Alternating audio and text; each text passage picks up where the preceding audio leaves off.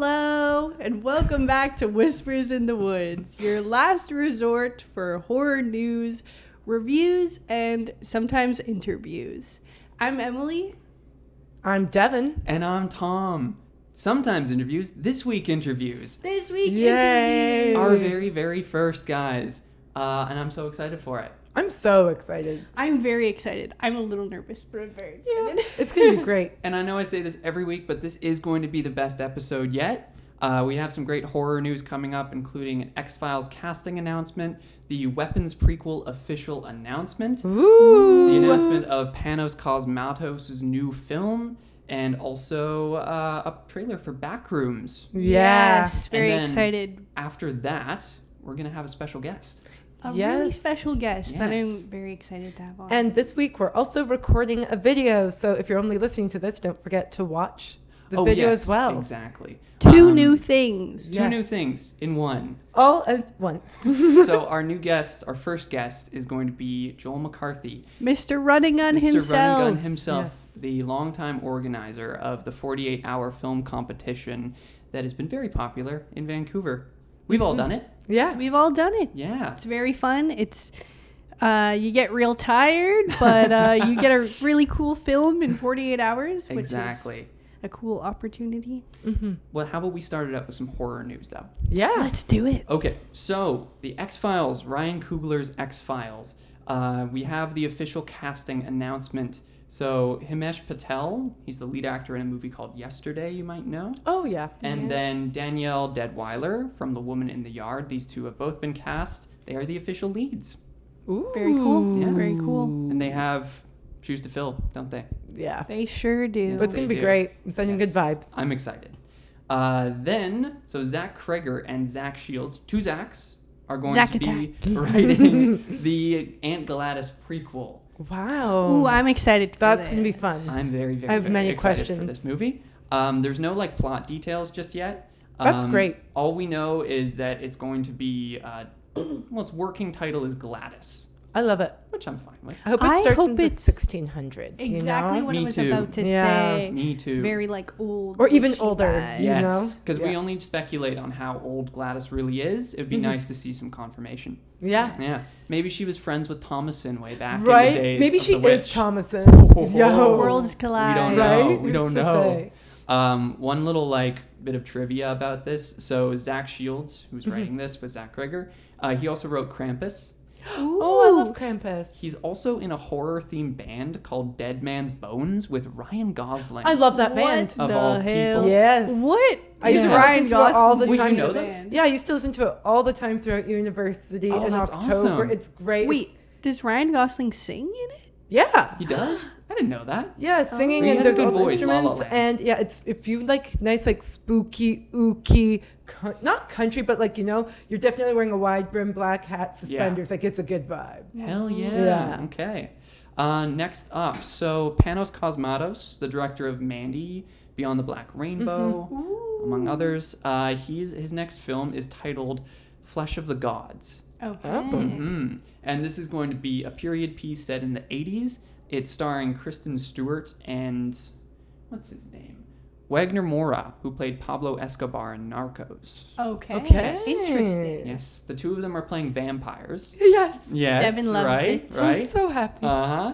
And they fall under the influence of this other vampire and then descend into what Cosmatos describes as a hot rod joyride deep into the glittering heart of hell.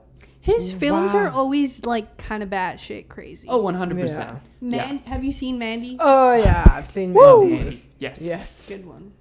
Next up, so we have the new Yes, we do. Backrooms. We Thank do. you. Yes, You did the what new I could not. Backrooms trailer. And I take it you've both seen it. I have. Yeah, yes. the new trailer. Ooh, how are you feeling? It looks so I'm cool. feeling really good. Right? I'm really okay, let excited. me just say, they're using the original music from the original short. They are? Yeah. Ooh, I didn't know that. Which is really cool, and then they're doing a mixture of found footage and Yeah. more Yes. cinematic looking stuff. Mhm. So I have high hopes. I It do looks have high good. hopes. Me too. I hope it doesn't let us down. I don't think it will. It looks like think it's it going to will. be a really cool, Yeah. good time. And again, letting new people make films. Exactly. They understand what modern audiences really want. Yep. And just the trailer itself and the fact that it's practical sets, I'm Yes. very excited. Once So again, cool. I will Yeah. say I am jealous of Kane Parsons. And that's valid. That I think boy, we all that might be young at man. this table. I think you're Yes. lying to yourself if you're not a little bit jealous Yeah. of this For guy. real. But he earned it. I mean, like, he started this whole thing with those Backrooms shorts. Oh yeah, he worked And hard yeah. to make Yes. those things. You just got to out of put your his stuff bedroom. out there. Mhm. Exactly. Yeah. And also, idea for an episode. I think before we review the Backrooms in May, we should do an episode on the short films. Yes, That would be I agree. cool. Yeah. Yeah, there's like 9 or 10 of them, I Mhm. think. And I haven't seen any. So I think it should be Okay. fun to check out. Yeah, let's watch them. Let's do It's it. exciting. Okay. Next up, we had, I think you wanted to talk about this, Yes, right? yes, Eli yes, Roth's yes. Ice Cream Man. Yeah, so Eli Roth is coming out with Ice Cream Man. I think it's like kind of a spin on like an old like straight to video 1995 film. Yeah. It's kind of a starring Deep cut. what's his name? Ron Howard's brother. Yeah. Clint Howard. Clint Howard. Yeah, there were a few of them, at least 2. Yeah. So the synopsis for this film is an idyllic summer town that spirals into madness when a local ice cream vendor begins serving children treats with horrifying bloody results. Oh my god. I think he's turning children into ice cream. I believe I so. believe that's what's going on. Which I do Yeah. like. Yeah. This is interesting. It's kind of reminding me of this horror anime and manga series called Junjo Ito. Have you seen No, it? I haven't heard of it. There's this one episode about an ice cream man. Hmm. Highly recommend Okay. you watch it because I was like, well, that was disturbing and short and so colorful and unexpected. I wonder which came first. Maybe who was inspired by whom. Yeah. Junjo Ito's been out for a while. Mhm. Was it early 2000s or 90s? The anime came out a couple years ago, but I'm not sure when the manga came Right. out. Okay. And Yeah. do you know if Clint Howard is back I as the believe ice cream man? So. Okay.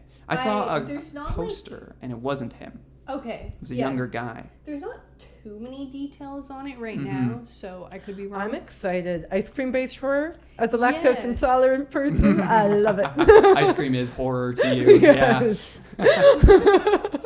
Well, The release date for this film is August 7th, nice. and the film will feature music from Snoop Dogg and Nas.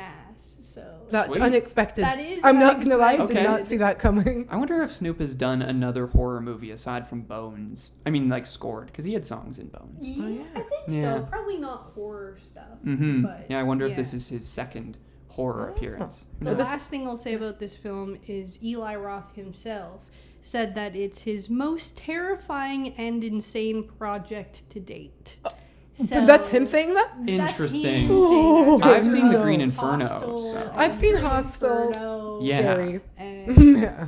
yes. That's a bold claim for him, I think. No, definitely. Mhm. Yeah, so I'm I'm like, very excited. yeah. Yeah. I will actually watch that one in theaters with you, Emily. Really? Terrifier? No, but this, yeah. Because you might be Hey. seeing like little kids ground up in ice cream. That doesn't like. Well, maybe as- if they're as not opposed being to ground terrifying. up, maybe if it's just all of a sudden, poof, they're ice cream. I can deal with that. I don't think. Okay, it's Eli Roth, is gonna guys. do that. Right. It's totally gonna be like that. Yeah, it's just gonna be like a At Disney least ride. If we It's get you fine. in the seat, then Once that's I'm what it's there, going to be I'm like. there. Oh, Did man. anybody else have any other horror news? No, I have stuff for later on, but not for right now. Okay. Well, actually, I think maybe yours does count as horror news. Does it? I think so. We're going to put it up front? Yeah. Why not? Let's Go talk for about it. it. It's very exciting. Right. Yes. So, recently this advert has come out that I'm actually in. It's for Yeah. Mazda, and you might be thinking, why are they talking about a car ad? Well, this car ad is very different than other car ads. It's not like other car ads. In fact, it's a short horror film. It's 5 minutes and 14 seconds, and I filmed it in February, and the trailer for it premiered at the Oscars, and Woo! yeah, Good job, Yeah. kid. thank you. And there are 5 different movies. One's action, one's drama, one's a musical, one's sci-fi, and mine is the horror one, and it's out now on YouTube. Oh, amazing. And I've seen highly it, and recommend it's you so watch it. good. Thank you. Yeah. And Devin is a rising star. Oh, you're too kind. Yes. Too kind. It was also shot by Hoyt van Hoytema. Yeah. So it looks incredible. Yeah, it does. Mhm. I can't lie. There we Yeah. Yeah, and it was just a lot of fun doing night shoots. Learned a lot. Yeah. Yeah. Oh, so it's called More Safety. More If you wanted Safety, to check yes. it out. Yeah. Mazda CX-5. Very cool. Does it play on TV and stuff too? I don't have Yeah. TV, so Yeah. I'm it not sure might- for like a 5-minute ad too. Yeah, Mhm. maybe it's just on socials, maybe movie theaters. Mhm. I could That see would it be in movie cool. In like a theaters. pre-show. Yeah, which would be Imagine fun. if we Yeah. go to Backrooms and we see your commercial. Wouldn't that be amazing? Oh, that would Yeah. be really Yeah. nice. I'd just be sitting there like would actually be the sound I'd cover my mouth like the whole time, and probably take pictures. I can't lie because it'd be I crazy. think we Yeah, can. you can break theater etiquette in Yeah, that, in yeah, that in that moment. instance for Because sure. it's the pre-show, so Exactly. it's okay. Who cares? Okay, so I think that wraps up horror news, right? Hmm. Which I'm means good. we are going to take a little break now. Yes. And when we come back, there's going to be a guest here. Another Yay. person Yeah. with us. I think there might be some kind of like screen wipe or something. Yeah, Yeah. we'll do something. Do you guys want to do stars?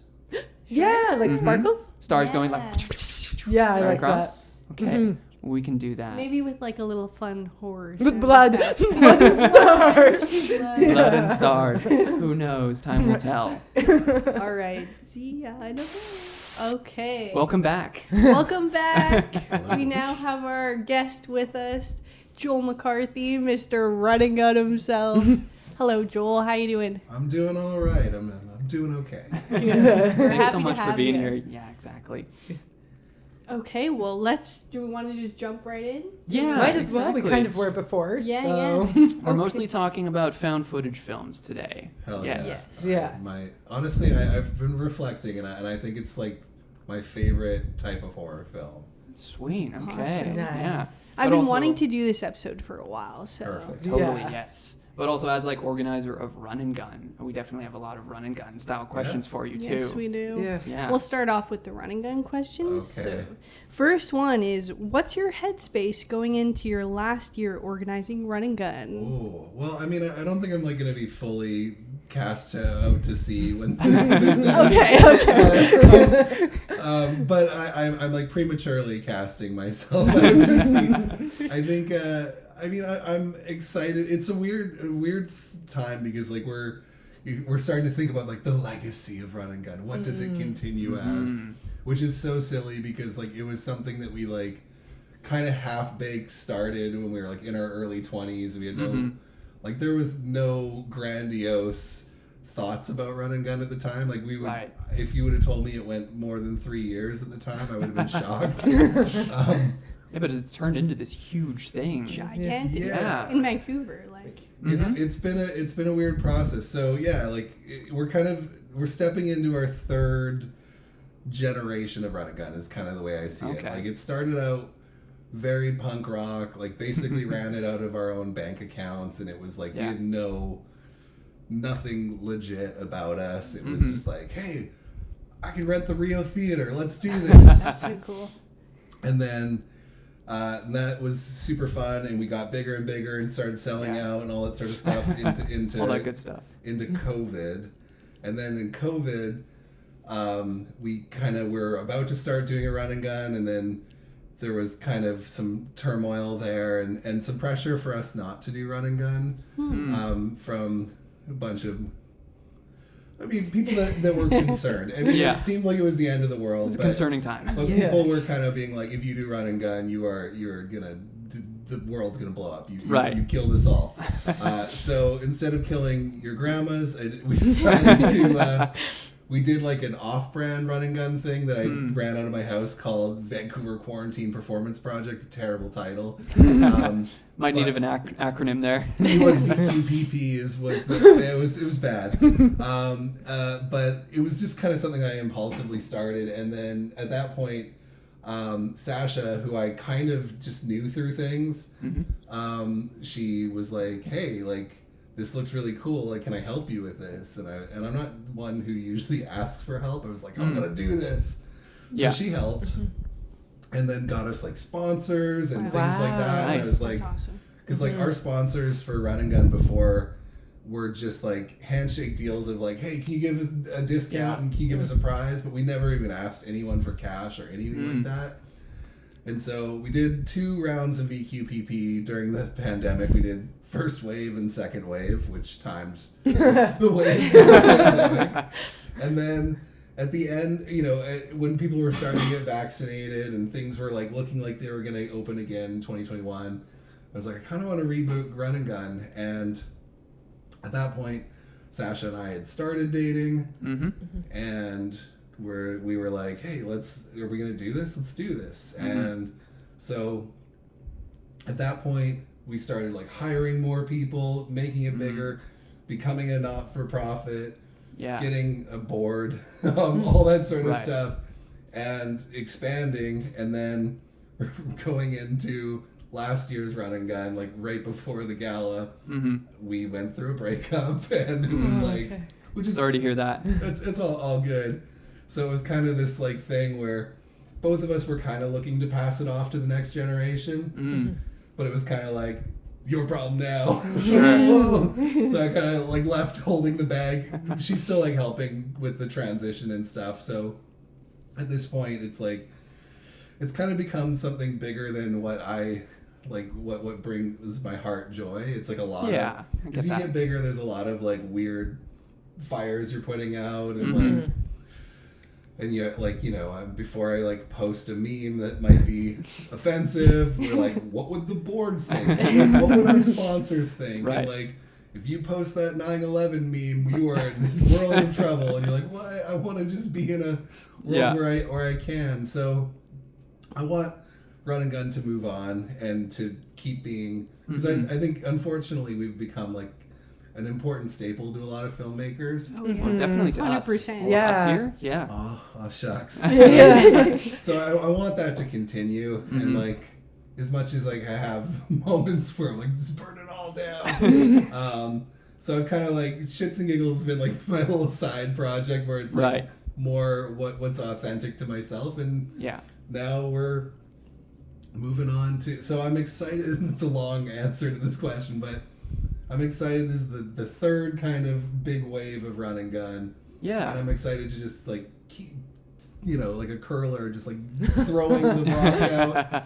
And now people are going to start sweeping. And well, the Vancouver indie scene, like for films, is so big. Huge, so you are definitely going to have so many different people that are going to want to help you keep it going, for sure. Yeah, no, it's gonna. Long story short, it's gonna go on. We already have some people that have joined up on the team. Some stuff we haven't announced yet, and it's gonna be an exciting time. Cool. Yeah, nice. And you're not allowed to talk about it just yet. I mean, I will probably announce like who the so like basically we've got 2 new junior co-directors that are kind of coming on, that I'm going to kind of train throughout this season.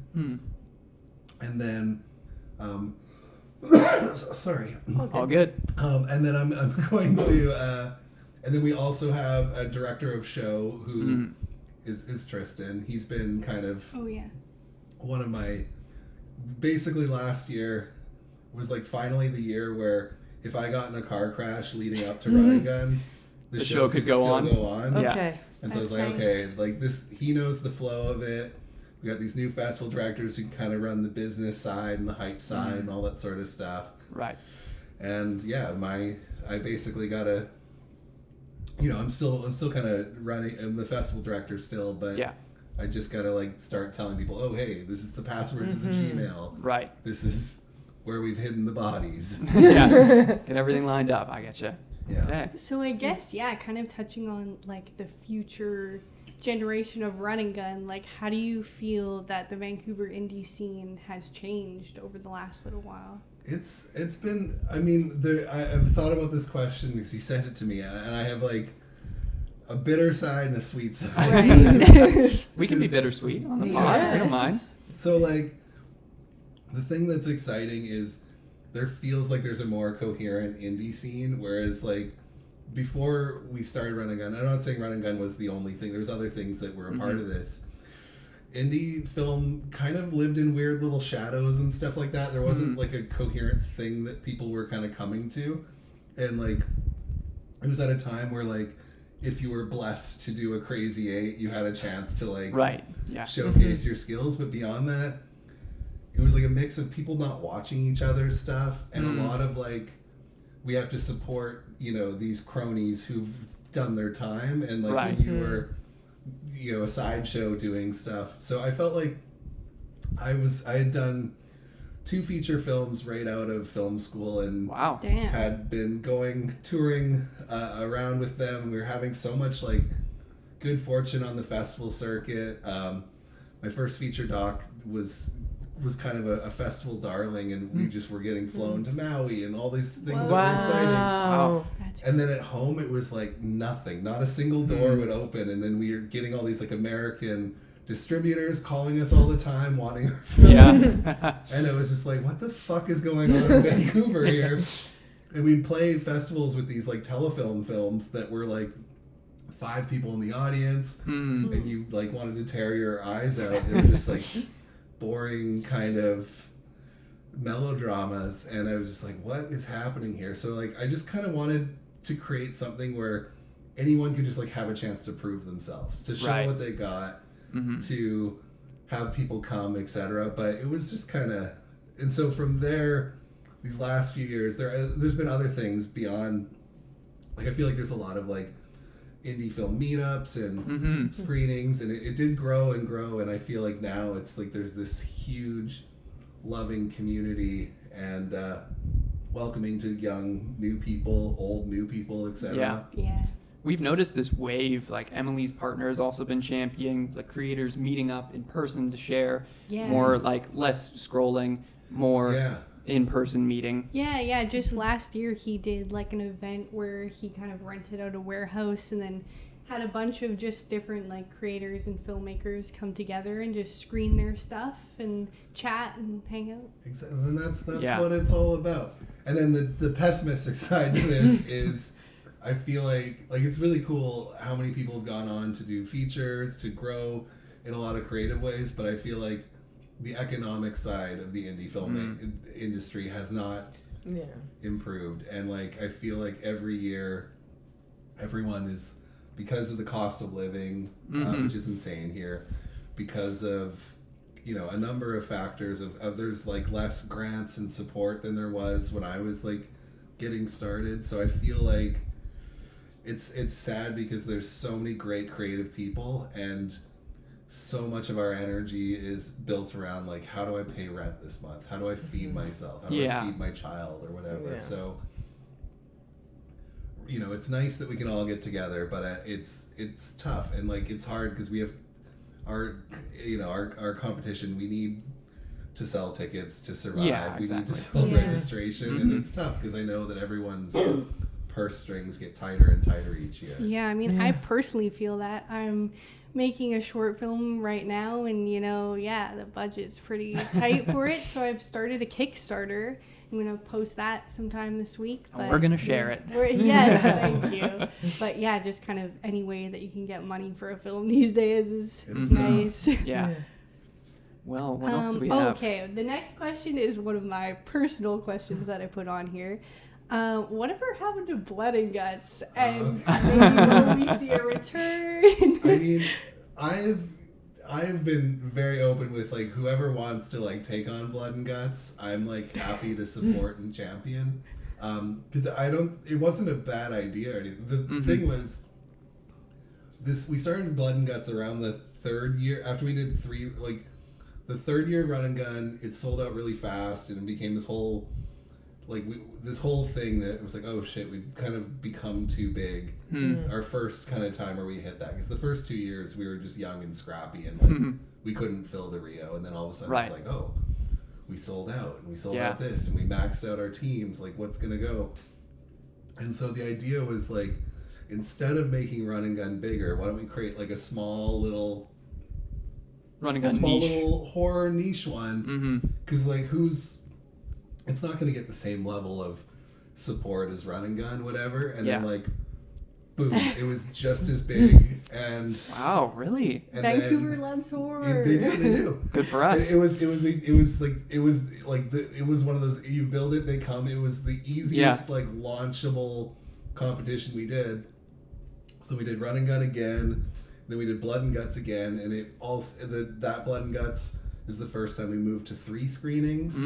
Wow. Okay. Damn. Because people were just like kicking down the doors. So then all of a sudden it was like as big as RunNGun, and I realized like That's too I'm much. spending like a whole year. Right. It's like I don't make. There's very little money. So it was like, and it's a tough thing because you take stock of like, well, what am I creating to fulfill myself? And like I'm doing all this. So it was just like a lot of work, and I realized like I had just kind of created the same trap that I was trying to escape. Sure. And so I think that I think Blood and Guts should exist. I'm not against it, and I'm willing to champion people who want to start Blood and Guts. I will happily put the sword on their shoulders or whatever. Ideas are forming. This is good news. No, I have no like ego about it if someone like wanted to try to resurrect it, because I think that there is clearly like an audience there. It exists, and like the only thing was it was a lot of work. Whereas like the way we designed Shits and Giggles it's actually like a fraction of the work. Right. And it's still, I think, the core of what I enjoy doing. But yeah, just like the only issue with Blood and Guts is it was popular. Right. Right, too popular. What is also the difference between Shits and Giggles and RunNGun? So Shits and Giggles is like it's kind of like our lesser, like it's pretty funny. We specifically chose a title that we can't even like buy promotions on because we don't shit on it. And so the idea was like there's no sponsors allowed. It's like an indie filmmaking competition. You have to spend under $250 outside of food and gas. Appreciate that. Yes. So it's kind of leveled up there. And then all your equipment has to be able to fit in the back of a Toyota Prius. I love it. Oh, That's amazing. great. Do you That's provide good. the Toyota Priuses? No, we don't. But Evo is not a sponsor, but they exist. Yeah, right. Okay, good I standard. mean, it's all kind of honor system there. Yeah. And so, and then every year we have a theme. So this year's theme is secrets. You have an entire year to make the film. Interesting. We should do it. You should definitely do Okay. it. None of And- us have done it yet. No. Yeah, none of us And have. the films just have to be under 5 minutes, and then we do Okay. the screenings in November. And the thing that we do, usually we do 3 screenings, but then we can not play every film, and so it's a little easier on us. It's a little less to wrangle, but we only get like 70 to 80 submissions, and we play like 50 or 60-ish. So it's Okay, Cool. yeah. That's pretty good then. Yeah. And it can be any genre. any genre. Okay. Okay, cool. Sounds like you kind of created RunNGun again, starting from the bottom. Basically, kind of going from like the principles that like Yeah. the childhood heart of running. Exactly, gun yeah. and not turning it. Yeah, because I do love that RunNGun's gotten big, but it wasn't. It's just so hard when you start getting like committees and like so many fingers in the pie. Yeah. It's become a bit of a beast. Yeah, exactly. And then people like, it's like, oh, we're at the Orpheum and this. Like That's cool. for Shits and Giggles, like we're just at the Rio. We've sold out our finals every year and have been like, oh, too bad. And we just move on. It's great. Perfect. I like the budget cap because I am a filmmaker with no money, so it's like this is great. And that's like one of the things that it's tough because one of the things that some people get upset about with RunNGun is like, well, that team had 2 Ari Alexas. And Yeah. stuff like that. And, but at the same time, it's like these people got to play around with these toys that maybe they're on sets where they're not doing something fulfilling. Maybe they're making Hallmark videos or whatever, right? And so there's something kind of nice about like letting people play with whatever they want to play with. Yeah. And Yeah. so And it's cool to see the range of films from like the ones when it's the high school students all the way to somebody who's been working in the film industry with the Ari Alexa, and they're all valid. Who's to say which is better? Exactly, like they're all valid films. And it's just and it's really cool to be a part of an event where those people can all be in the same room and treated in the same way, and that's like really what the heart of it all is all about. Exactly. It's the friends you make along the way. Yes. That is the truth. Yeah. Well, I guess this is a good segue question, Right. but what's like the process of kind of like starting a film festival? So I think like the biggest thing, like so the most important thing to starting a film festival is to book a day at a theater and lock yourself into That makes sense.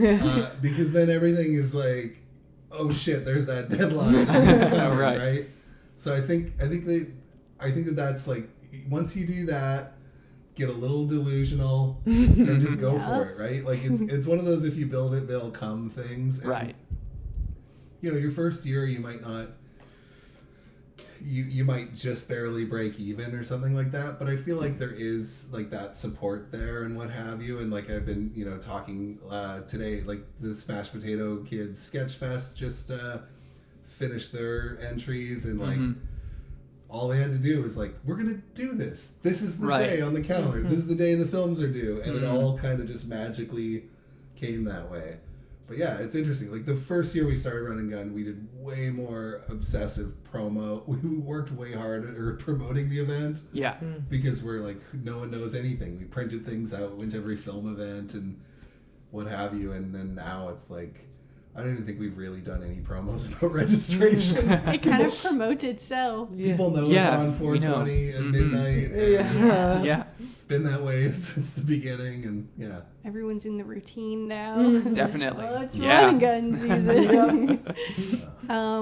Let's get into today's theme, which is found footage. Footage horror. And the first question is, why did found footage spring to mind when we asked you to choose a horror subgenre? So for me, found footage is like the filmmaker. It's about filmmaking. That's the thing I really like about it, and like it harkens back to like for me watching like as a kid, like America's Funniest Home Videos. Oh my gosh. Watching CKY, I'm not sure, Can't Kill Yourself, it's called. It was basically, I don't know that. It turned into Jackass Okay. after Jackass, Yeah. right? Yeah. And so like that sort of stuff was so exciting because it looked like the stuff that on my family's camcorder, and you're like, Right. whoa. 100%. Yeah. Here we are watching this movie, and then when Blair Witch came out, it was just like this huge thing of like these random people, they made a movie. And like the cool thing about all of this is like each found footage movie is like ultimately about the technology that these fictional characters have access to. Yes. And it might be the actual best thing that you have access to as a filmmaker. True.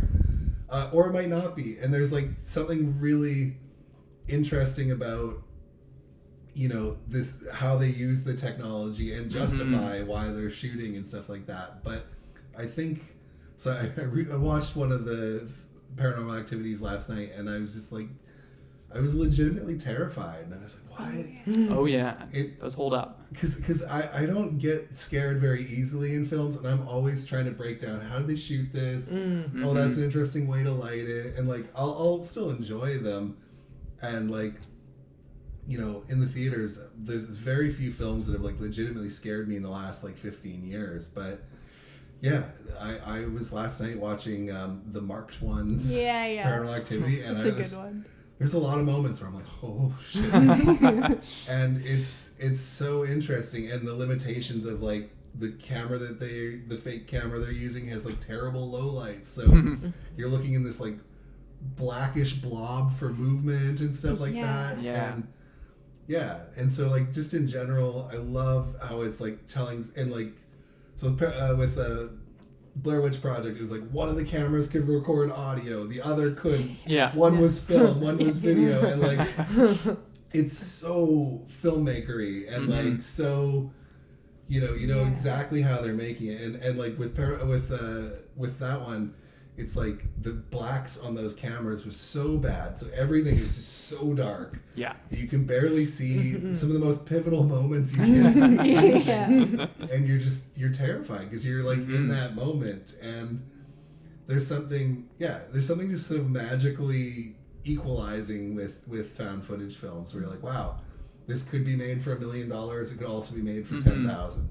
Yeah. And you can buy into the reality too. Yeah, I feel like it's the most real feeling subgenre for sure, which kind of, in turn makes it one of the scariest.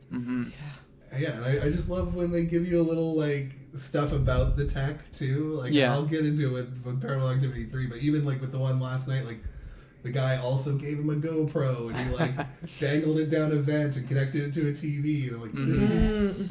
I love the idea of, like, the tools that these characters have.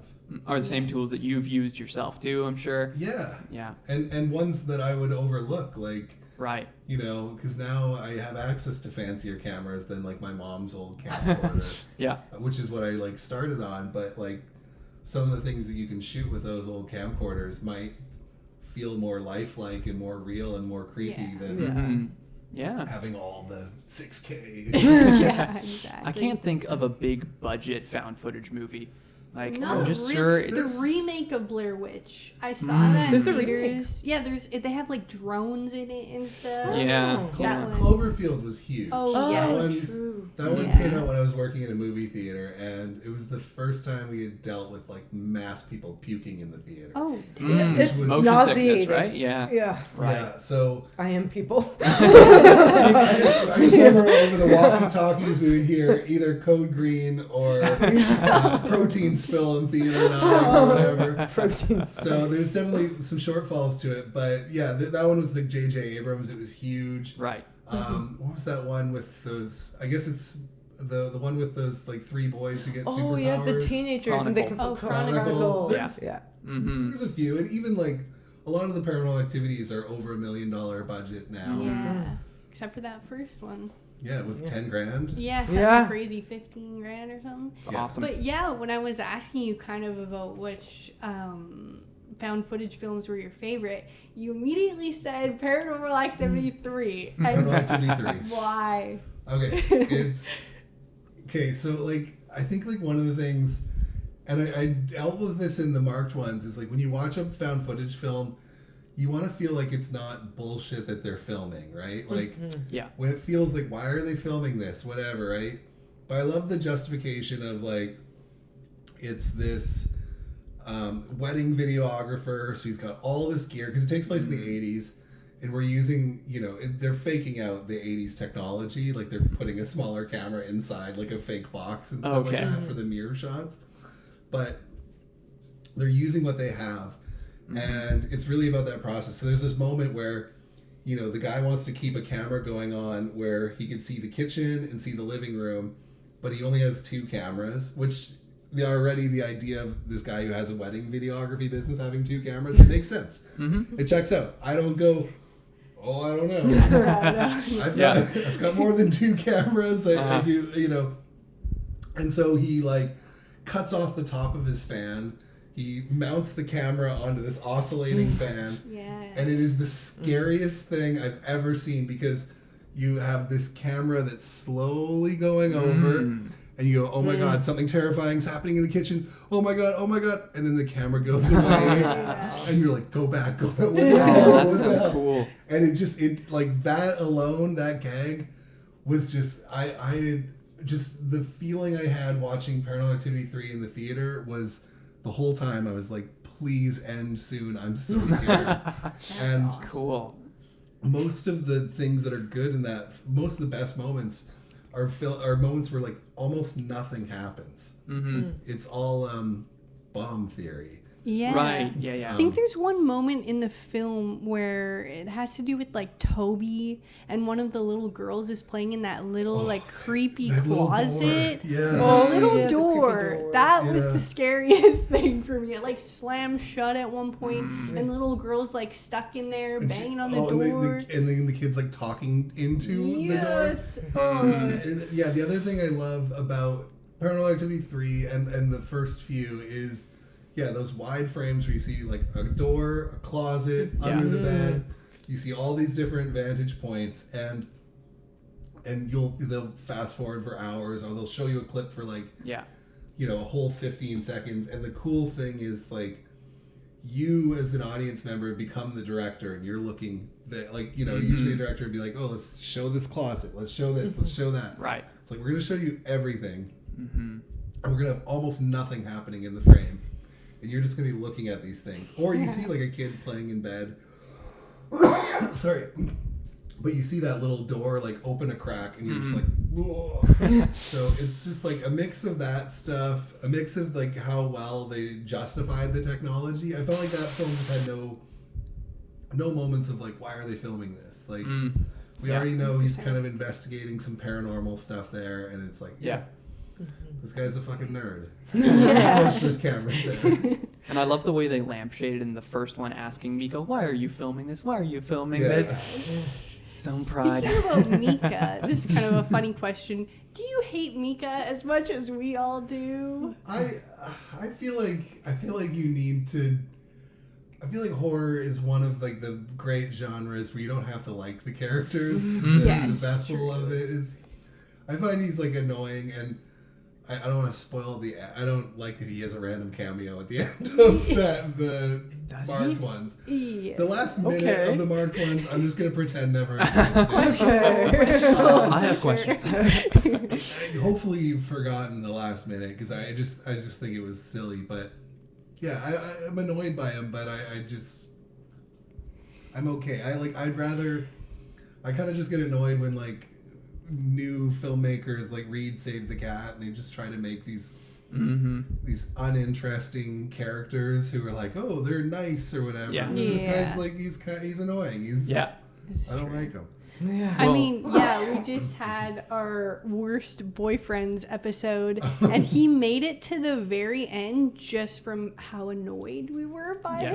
Yeah, he made a lot of really strong contenders. Didn't kill anyone, but succeeded. The hereditary boyfriend make it on the list? Oh, absolutely. The Midsommar boyfriend? Oh, sorry. Yes. Midsommar. Christian was up there. Oh, yeah. Christian was up there. Mika was only beaten by Adrian from The Invisible Man. Who was like he ended up being the bad guy, right? Yes. Very I haven't seen bad that one guy. yet, but I want to see it. It's really good. It's really highly recommended. He's a very bad guy. Yeah. Terrible.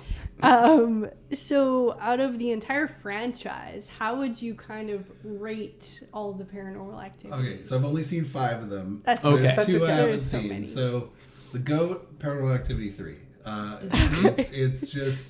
It's next level. I won't debate this further. You sold me on it. Number 2, Paranormal Activity 1. You got to give credit to the OG. Yeah. And then the marked ones I'm putting in 3. Okay. Then I'm putting in Paranormal Activity 2. And then I saw 4. I can't remember anything about it. So that de facto last place. Yeah. It's not good. And you have seen the other 2, right? The last 2? I haven't actually seen 7. Okay. I've seen Next of Kin as well, 6. Okay. That one's pretty good as well. I would recommend that one. I was looking at a few lists last night of like where they rank, and a couple lists had the marked ones up pretty high. So I was like, if I'm gonna watch one, I want one that like people think is good. And I liked how it was nice to be like, oh, you can make a Paranormal Activity that's good and solid, and it doesn't take place in like upper middle class to rich white people's houses, and like there's like these. It was like the story of an apartment complex, and it's and it's like all kind of like main Mexican characters and stuff like that. It works really well. My only issue is they didn't have like the wide shots with all the doors and stuff, and I was like, that's what this thing is about. Yeah. It frustrates me so much that I'm sure it's Mika who forces Katie to keep the bedroom door open so that they can look down the hallway. And I just can't imagine, because he also makes her sleep on the side to the open door. She literally gets like bitten or scratched. Yes. And he's like, let's just keep recording and see what happens. Mika. But yeah, to kind of expand and like talk about you know, the found footage films that people probably first think of when, you know, they bring up the subgenre. Out of Blair Witch, Paranormal Activity, and VHS, which franchise would you say has been the most influential to the subgenre? Oh, man, I feel like I'd do the marry, fuck, kill here, but no, I think I'd be influential. I mean, I think that's a good question. They're kind of all influential. Yeah, in their own ways, yeah. You kind of like have to give it credit to Blair Witch because it really did. That film like shocked everyone to like its success and like the amount of like people talking about it. I was like pretty young when it came out. I think it was like 10 or something like that. But like everyone knew about that film, and like that put found footage on the record on like the radar type thing. Yeah. But I feel like Paranormal Activity is like the perfect vessel, and I think Paranormal Activity being that 10 grand film that was, you know, just kind of came out of nowhere. I don't know. I gotta give it both. Those VHS is cool. I've seen a few of them, and like I love. It's like they're fun anthologies, and I definitely enjoy them. But I don't feel like VHS is like the remix. Whereas, and like after watching that one last night, because I was like, how are they doing so many Paranormal Activities? But after watching that one, which I think is like the 6th one or something like that, it made me go. I honestly walked away from it like, why aren't there more of these? Because it's so easy to shoot, and like once you get out of this idea of like it not taking place in these, you know, upper middle class kind of suburbs, there's a whole world of, you know, anyone can get haunted by demons. As the horror genre has shown us. Exactly. Yes. Even podcasters.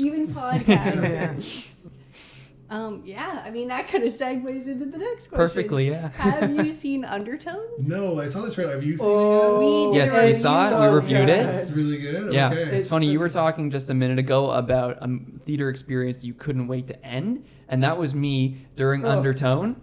I was suffering. Had his Holy hands God. over his eyes throughout 75% And the ears. of the film. It's like 90% ears, 70% eyes. 'Cause, oh my God. And that's it's a beautiful feeling. Yes, yeah, and no, that movie very much utilizes space.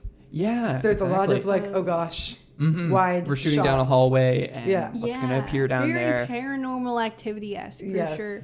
But and also he is directing the next Paranormal Activity, the director of Undertone. Okay. Yes, that's, Something exciting to look for. That film, you were also talking about like one of the scariest films you've seen in the past like 15 years. And I mean, I don't really get scared at films anymore either, but that film freaking got me. Oh my God. Just the audio alone is like just insane. Like, I don't know why horror films don't utilize the audio more like that. The hairs on my entire body were like standing up throughout pretty much the whole film. Like, it's a theater experience for me. Okay, well maybe I'll have to go see. I gotta find someone to go with you to these things. True. I would see it again. Yeah, we'll watch it again. Well, Tom has to see I would, watch, like half of it. Still has to watch it. If you can't see it in theaters, I would like recommend seeing it in a dark room with headphones in. Yeah. And that's how you get the full experience. Like almost the full experience. Yeah. So, kind of speaking about that director of Undertone, he's, directing the new Paranormal Activity. So what are kind of your hopes for the new one? I mean, I think just my hopes for the new one, because I think they gotta stop trying to like tie it into the original. Like I don't think people give a shit. I think Paranormal Activity is just like a stamp you put on a film. Yeah. And then like the cool thing is the buy-in on it. That is like you won't get into the film, and already the audience is like something suspicious is going on, and like there's a level of free suspense that they get by just having the word Paranormal Activity, and you just know like you can start them almost a little slower because like, oh, something's really going on here. They're just building characters. But yeah, I hope that this guy approaches it with a lot of freedom and like autonomy, and like doesn't feel like they have to tip their hat at the old films. That's I think There's been enough of them. Just let it be its own Paranormal Activity, and like, and I would love to see more filmmakers take on the franchise. It's a really cool, accessible franchise, and as much as they're all made for over $1 million now, they could be made for a lot less. Yeah, exactly, and not suffer a lot of quality. For sure, yeah. And I wonder, do you think that they're going to go the standard route and just call it Paranormal Activity? Or is it going to be Paranormal Activity 8 and subtitle? Yeah. I mean, I hope that they meet up with the Fast and the Furious people. It's Tokyo Drift. Yeah. Perfect. Two paranormal, two activity. That would be great. I would actually. I'd watch that a lot. We get our ticket pre-sales. Paranormal. Yeah, next question is, have you made your own found footage film before? I haven't. It definitely was really inspiring to watch. I've done I feel like for horror, I've done a few horror comedy shorts. I've been writing a horror feature that I rewrite every 5 years. Ooh. That I think, oh, now I know more about the subject matter, I'll keep writing it. But no, I don't think I've done a found footage. I used to make so many films when I was a teenager in my early 20s. Before I became a parent, it was filmmaking was my mistress. Is there anything you can tell us about this script of yours, or would you keep it all close to the chest? I can,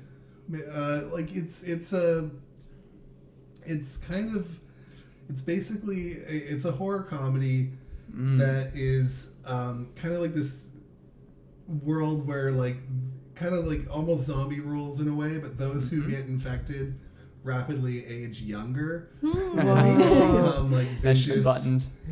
Yeah, it's a bunch of a horde of crazy scary ass children and people getting infected there, and then the core couple in it is these two people where they're a young pregnant couple and dealing with all the anxieties of bringing a child into the world while all the external stuff is these terrifying little monsters. And there's so much heart to this film, and there's a lot of really good twists and turns and moments that I just I've fallen in love with years ago. But then the first bit, the first time I was writing this film, I hadn't become a parent yet.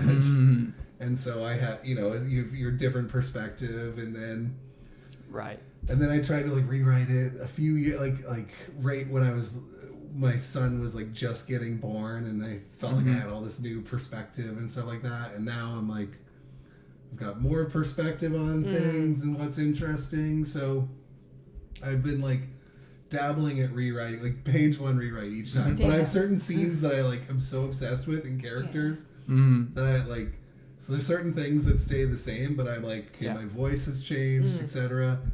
And so I think when I stopped wanting to make it earlier, I was I need to make a lower budget horror first, because who's gonna trust me? Who's gonna let me do this?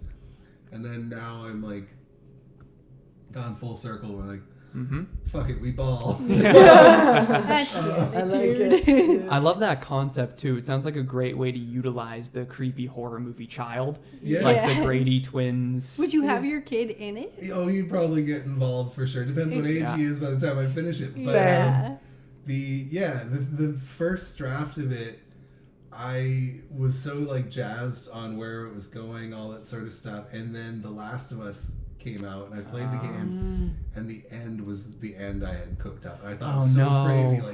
What if they kill the scientist because she's pregnant and this, that, because they're trying to find the answer through a fetus, whatever. And I played this game, and I was just devastated. Damn. I was I'm sorry. that's my ending. Oh, and no. I felt, and so I just put it in a drawer, and I was fuck this. And, Damn you, Druckmann. It was great. And Last of Us 2 is my favorite video game of all time, or maybe below Breath of the Wild. But so I'm not but I lost steam, and then kind of lost steam the second time, and we'll see if I can keep the steam alive, because I do feel there's enough to chew on here, and I feel like there's meaty moments, Mm-hmm.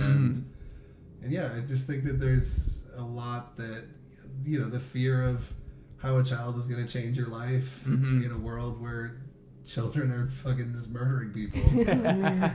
Keep you the steam alive, keep feel- the dream alive. Yes. Do you feel like you might make this film soon, or do you feel like you need another 5 years? I don't know if it's another 5 years. I think like a lot of it is like every year I do RunNGun, the part of it is like at the end of it, I'm like, fuck, the amount of energy I put into this, I could have made a feature and things yeah. like that, right? Because leading into RunNGun, I had done 2 passion project features beforehand, and since then, pretty much everything, like features I've done, have all been like for hire documentaries, and like it's so, I mean, it's just harder to make those sacrifices to Yeah. make stuff when you have like, oh, I've got a child, I've got these bills. I'm sorry, I think I heard something odd from the camera there. I just want to go check on Yeah, that. Yeah, go for check sure. it out. That was Yeah, a odd sure. noise. We'll pause. Like a shutting off kind of noise. We're back. We're back.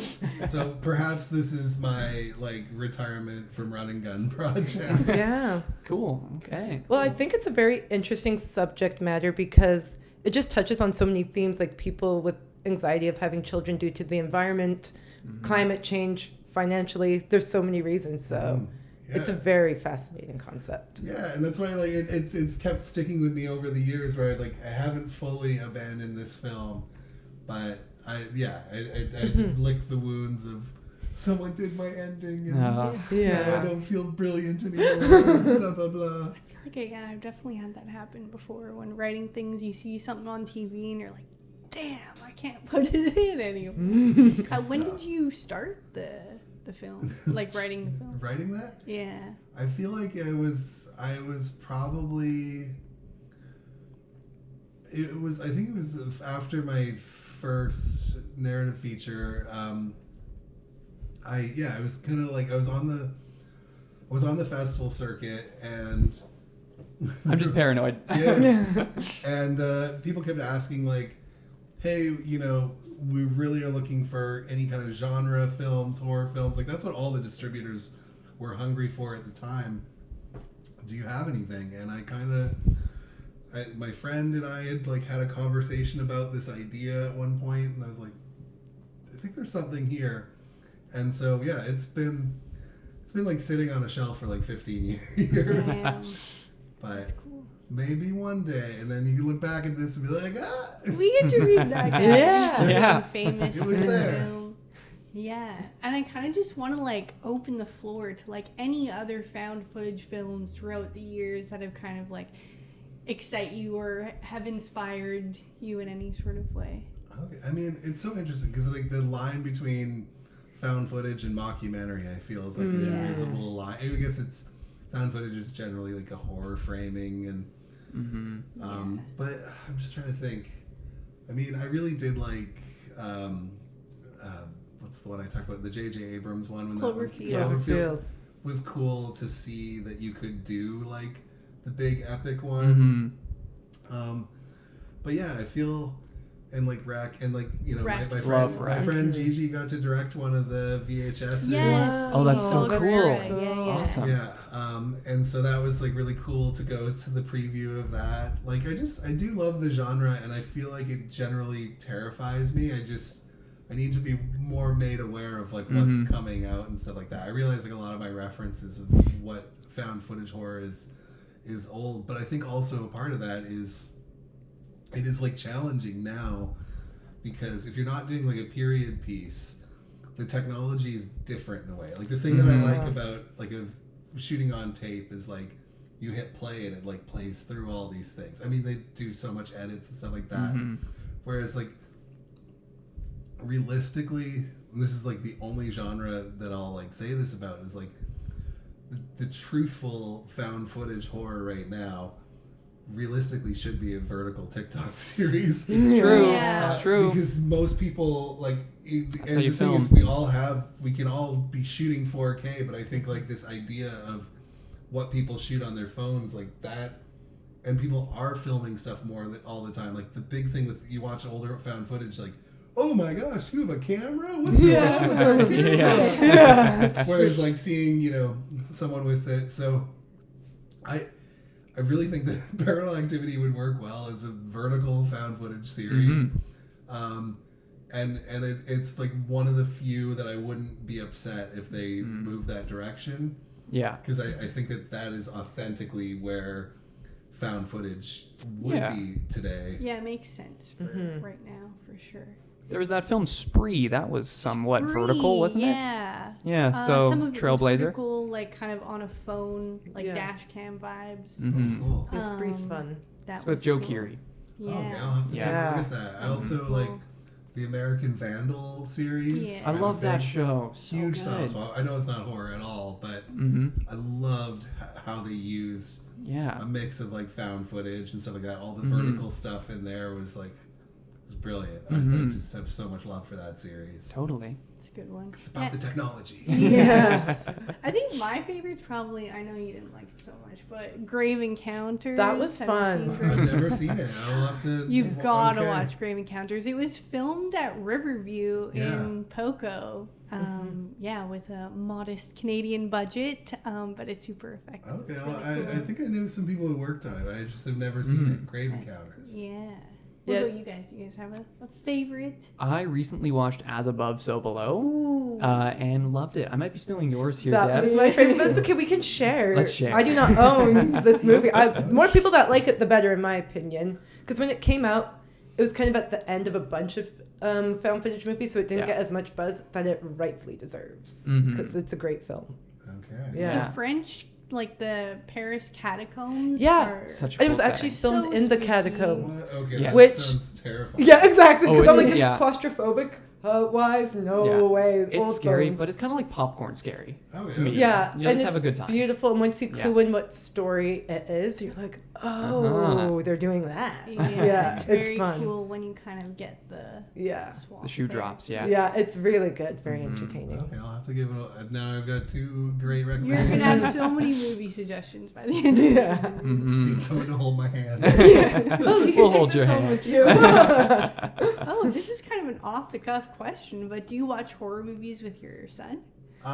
He's super into horror these days. good. That's So awesome. his big thing is like he loves Five Nights at Freddy's the games. And I took him to the new one in theaters. That's his first like horror movie in theaters, which is really exciting. But no, he wants to read horror books. Like he loves horror, but it's always push and pull because I don't have like if I had my way, like I'd be like, oh, let's watch whatever type thing, and I've probably shown him some things I maybe shouldn't have. But he also has another parent who has ideas on how to parent, so it is a push and pull. But when he is a little older, there's always so many more horror films I want to expose him to, and but also it's like dealing with, you don't want to have the kid waking you up in the middle of the night with nightmares. Yeah. So I'm finding that balancing act. Yeah, I mean, I was definitely that kid. I was a horror child. My dad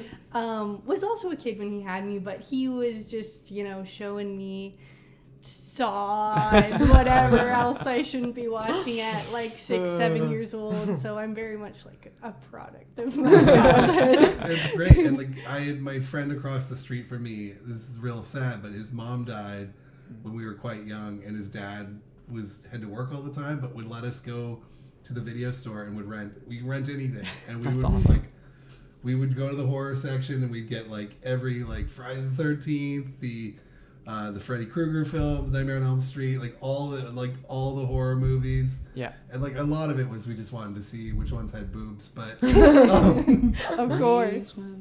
I don't think I Tom He's definitely knows. not. Tom we knows. were like 10 years old or whatever, but we just loved it. And like we just watched so many R-rated horror films. And I lived in a house that was like very strict on that stuff, so it was a great awakening. I miss a video store. Me too. Oh my god. I remember being scared of just the It VHS box. Like we would be walking, and I didn't watch the claw. with Yes. the claw because that was filmed in New Westminster, and that's where I grew up in Burnaby Village Museum, where I worked. Yeah, so it's scary because it's filmed here, and it made it extra scary. I gotta rewatch it now. I didn't know it was filmed here. Yeah. I remember watching it as a kid, and Oh, that scene so where the blood was like landing on the book. I was Yeah, like, it's whoa. so scary. And I feel grateful to be old enough to remember going to Blockbuster and going into the horror section, Yes. Yeah. turning a DVD so over and being nostalgic, I like, miss it. is something terrifying going to be on the other side? Yeah. And you hope there isn't. You also hope there is. It's funny because I feel like as a kid, I was watching all these like crazy,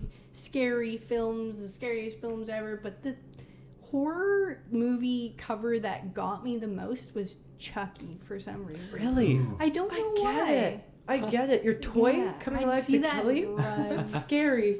Joel, do Yeah. you have like a horror movie cover poster that you remember I'm scaring trying to you? think. Well, so I worked in a video store. I was one of the last of the Mohicans. I'm trying to think of which one drew me. I mean, I think as a kid, the one that I always like looked at and was always like, "What's that about?" was Hellraiser. Oh. That was. Oh.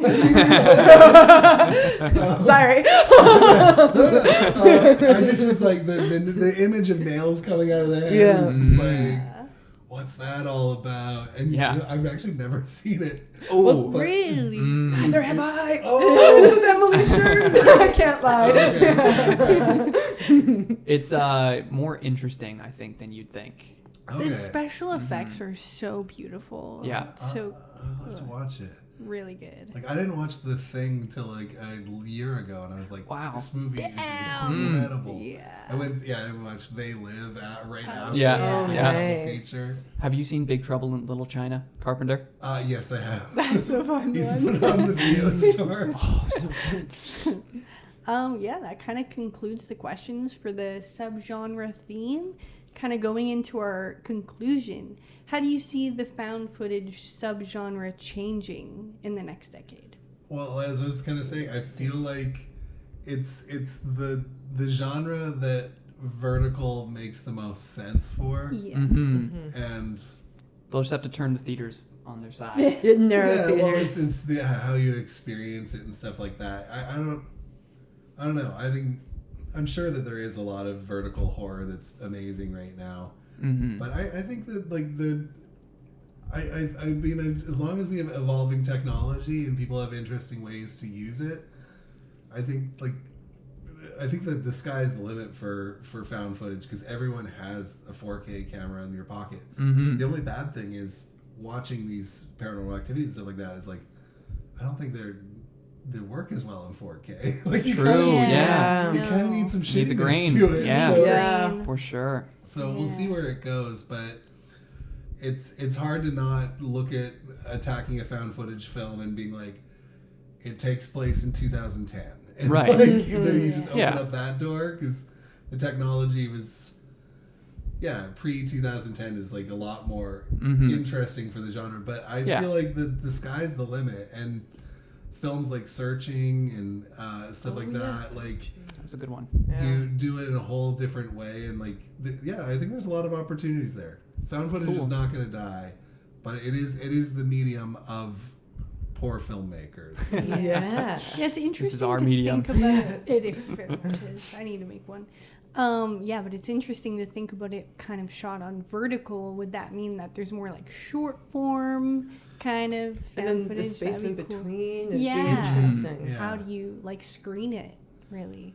I guess everyone is just glued to their phones these days, so just watch it on your phone. The question we had to ask you, what words of wisdom do you have for indie filmmakers today? And gun? Run a gun! No, I mean, I think like the thing that I've reflected on now is like so like lame, such a boomer answer, but I give it to you anyways. It's like I think back to my career, my times, all that sort of stuff, and I think like a lot of the times when I was in the best days of it, I was so focused on like the head. I want to get this into this big film festival. I want to win this big prize, whatever. Mm-hmm. And then I had like summers where me and my friends would like go out to make a movie almost every day, and it felt like summer camp. And like that's Yeah. what we kind of want to do with RunNGun and stuff like that. And like I think if you can like teach yourself to not be obsessed with winning and external validation, and like truly realize that like one of the greatest joys on this planet is to create something with your friends. You're doing it right now. Exactly. Yeah. And like I think that's because the results you only have a certain amount of control over, right? Mm-hmm. You know, this podcast might only get 4 listens, and we On a good day. Tom. but I think like the fact that this is a night where you could have been doom scrolling, you could have done absolutely nothing. You brought something into existence, and I think that that's all that matters at the end of the day. And like I can't tell you too. Like I remember certain screenings and stuff like that, but like I have. Some of my best stories and fondest memories of filmmaking was the act of fucking filmmaking. Mm-hmm. Yeah. So just take a breath and enjoy like the fact that me and my friends are going to make something silly this weekend, and like that's a cool feeling. Yeah. Yeah, I think that is so important, especially like where we live, and just the industry in Vancouver is so saturated. So it's kind of, sometimes it's easy to forget that that's what it's about, because there's so much competition, and so you're like, oh, I gotta be the best. I gotta, You're comparing yourself to others. Yeah. Like, that person's a terrible filmmaker, but they got that credit. Yeah. Nothing is fair. And it's like, just getting into that scorekeeping is going to drive you bonkers. And like, just have fun. Still work hard to get it out there, but like, your self-worth is not based on how people received your film. And like, and you're going to find that certain things that you make resonate with people in different ways. And like, there's some stuff that I put way less thought into that went like viral on YouTube or whatever. And you're just like, but why not that project? But that thing ended up meaning something to someone, and that's cool. Yeah. That's great. The last sort of question I have is a fun one. In which horror franchise would you most want to direct an installment? Oh, I mean, I would say it's fine. I'll change what my answer would have been. Final Destination, but I think that Zach and what's the other guy's name? Zach's from here, Zach Leposky. And what's his partner? I thought they did an amazing job of it, because the thing I like about it is it's these like Rube Goldberg machines, and I love it. There's something so cool about that. But like I feel now they've done a great job, and I'm like, you can close that. I mean, they'll probably make more of them because it was successful. But I think Paranormal Activity is a fun one, because like it can be really open as long as you're not forced to tie it into the same like original family. Yeah, the and, mythology. Yeah. Put Katie to rest. She needs peace. She needs peace. So yeah, I honestly think it would be Paranormal Activity, but I'm sure I'll think of one after and be like, oh. On the drive home, What about you guys? Ooh, I think I said to you the other day, Evil Dead. Yes, I think that's nice. perfect for you. Emily, you know my answer. Yes, I do, Devin. It's Interview with the Vampire, the TV series that's been going on. Devin's obsessed. I'm Yes. obsessed. It's an obsession. Say She the got me least. obsessed It's too. really good. Okay, I gotta get into it. So one of those seasons, and you will do. There's 12 books, so Yeah. I'm open. And I think Emily, you know my answer. Yes. Terrifier for sure. Terrifier. I'm obsessed with the Terrifier series. I want to take art to space. I want to take him everywhere. Do you all have a favorite horror movie of all time? Yes. Okay. House of a Thousand Corpses by Okay. Rob Zombie. Hell yeah. I didn't even know that. So Yeah. we just got Emily a coloring book for House of a Thousand Corpses. So cool. Glad that works out. And mine would be Evil Dead 2. Nice. Same answer since I was 13. And mine is a weird one, and I will advocate that this is a horror film. Okay. Willy Wonka. The original. The original Willy Wonka. I that one is. I think Matilda is a horror film. Exactly. I- Roald Dahl, like those books are not horror. Witches is horror. Oh, yeah, she Yeah. did both. Yeah. Yeah. Or And he did. And so Willy Wonka with Gene Wilder, 1971 or 4. Amazing. That is a horror film, and that will always be my favorite. It's in my top 4 of my letterbox. I feel like you can score it to be. I feel like my favorite horror film is Us, Jordan Peele. Yeah. That film, once again, I wanted it to end so badly. I was so fucking scared. But there's like moments of levity in it, and like Yeah.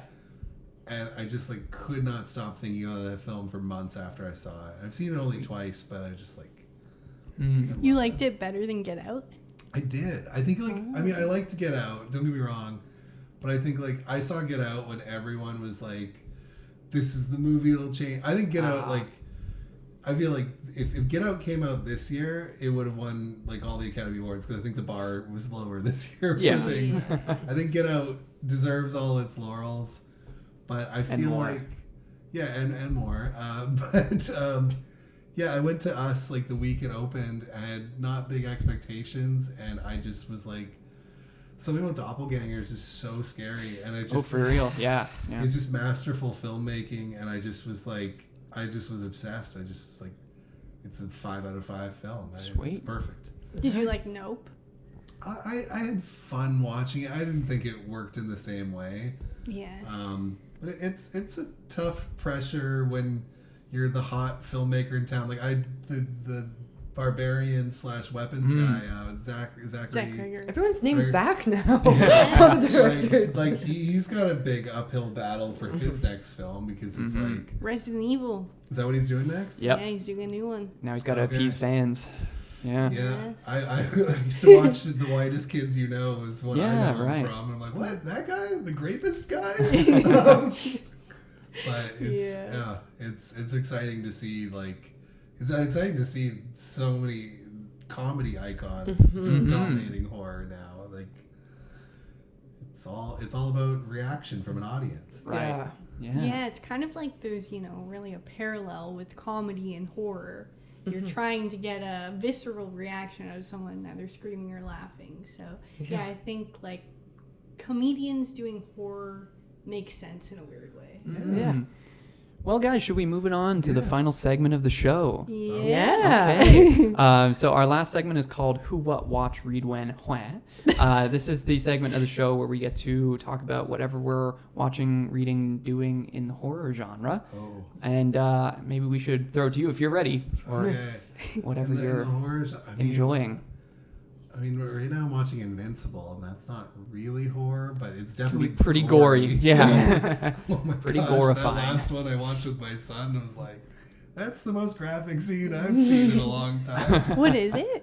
Oh, it's the superhero show. It's a cartoon. It's incredible. I really liked. I gotta finish it because I was watching week by week. Welcome to Derry was like, oh, there's some good moments there and stuff like that. I've been like, right now, I've been reading really, really sad books written by Kristen Hanna, but they're just like they're beautiful books that will make you cry so much. Yeah. My sister got me turned on to them, but there's horrors. Like one of them is about female nurses in Vietnam, and it's like incredibly gory, but it's also really sad, and it's beautiful. So, but that I need to be watching more horror. Hey, I totally feel that. I feel like recently, like I've just been so just into my short film that I haven't really even watched or read too much recently. So I guess my horror news is just doing my Kickstarter video for my horror short. Watch out for it. Yeah. It's called No One Can Save You. And the synopsis is a toxic couple or a couple in a relationship, in a toxic relationship is forced into facing some of their worst fears when they encounter something truly feral out in the Canadian wilderness. Love it. So I filmed a Kickstarter over the weekend. And it was a lot of being on camera, which I'm not normally doing. I'm normally behind the camera. So it was a lot of take after take after take and getting frustrated. But I think it's good, and I'm excited to post it. So Sweet. Excited to see. That's my horror news. Yeah. Going clockwise, I guess. I'm going to watch a movie called Dead Lover. This is a Canadian horror movie that came out last year. I know I'm getting into some Canadian horror. Okay. They got mad at me for not knowing or really liking Canadian horror. I was bashing scanners and Yeah. by extension Canadian horror. So I'm gonna watch this to save face. Good. But it's about a lonely gravedigger who stinks of corpses, who finally meets her dream man, but their whirlwind affair is cut short when he tragically drowns at sea. Then, grief-stricken, she goes to morbid lengths to resurrect him through madcap scientific experiments. It looks Wow. funky, and indie horror, Canadian horror, and just like the synopsis, I'm like, I gotta check this out. That's wild. Yeah. So that's like a TIFF darling movie. So I'm gonna check it Nice. out. Yeah. Well, my Hua I kind of spoke about earlier, but I was in an advert for Mazda, and it's actually a short horror film, and it just came out. It's called More Safety, and it was a lot of fun. And usually, like Emily and Tom, I'm directing stuff, but when I've been in films too, my short films, I direct and act in them. So I'm like, I'm trusting the process. I will not get access to this monitor. I must trust the process. So it was great to see. I'm like, okay, all is good. And then I watched this film called Pretty Lethal, which is a action thriller horror film. It's very specific. It's a ballet action thriller horror film. And it's gory and it's hilarious. I was caught off guard by how much I laughed during it. Some of the kills take place, like imagine a ballerina doing a pirouette, but she has a toe blade, so she's also slicing people. It's to Waltz with the Flowers. Like, it's funny. There's one Canadian film that's kind of, I think it's about to do a screening at the Rio, and that I do want to plug. That's a former RunNGun contestant. Have you all seen Sugar Rot? Or No, heard not of it? yet. I've heard seen of the it. poster. Yeah. It is. The word to describe it is like brave. Is like the first thing that goes to mind, because it is like so. It's so viscerally uncomfortable, and it's like body horror and sticky and Oh, I love body horror. and incredibly funny the whole time. Very There's just fun. like half the scenes, the characters are like naked and going crazy, and like this Becca was a former student of mine when I used to teach at VFS, and like she just made so much like fucked up low budget horror. It was so weird, and I think the fellow students kind of like cast her aside, just didn't really get what she was doing, and she's done with Sugar Rot. It played at Fantasia. It's cool. like, nice. and it's a very uncomfortable, unforgettable film, and I'm just so proud of her, and y'all should Awesome. see it. Okay, we'll nice. go. When does it screen? I think it either just did or it's about to at the Rio. I know I saw things for it. It just got, it was about to play in a film festival in the States, and they just pulled it because they watched it and was like, we can't screen this. Damn. Okay, that's how you know a it's good. good sign. That's Yeah. an That's a Emily good movie right sign. there. I'm gonna watch Yeah. it.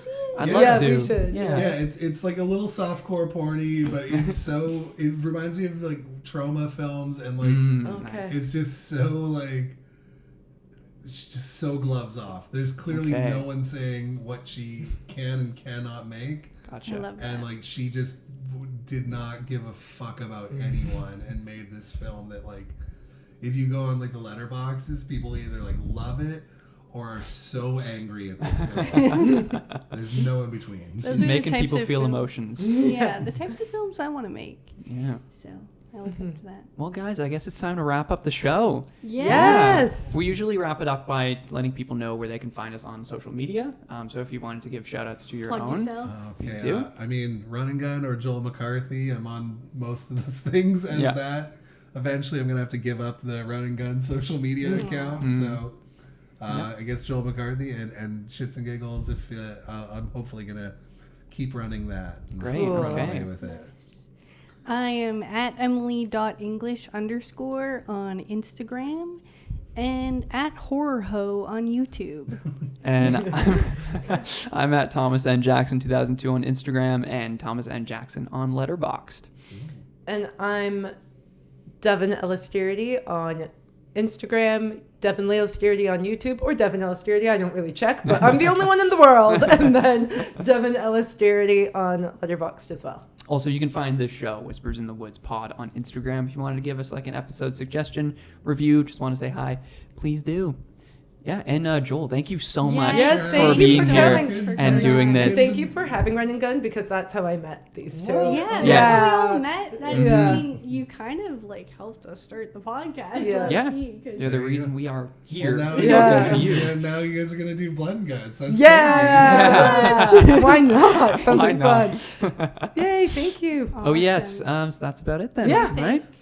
Moira Oh, Christie. that's Oh true. yeah, your whole I thank love you. Yeah, so thank you, Moira Christie, for the theme. Thank you to Kiah Ellis-Durity for our logo, and thank you to Gordon Durity for our mic. Who gave us these mics though? Oh, shout out Jordan Siudy and Somebody else. My other friend. Thank you. All right, deal with your lizard DNA, folks. We'll see you next week. See ya. Bye. Bye.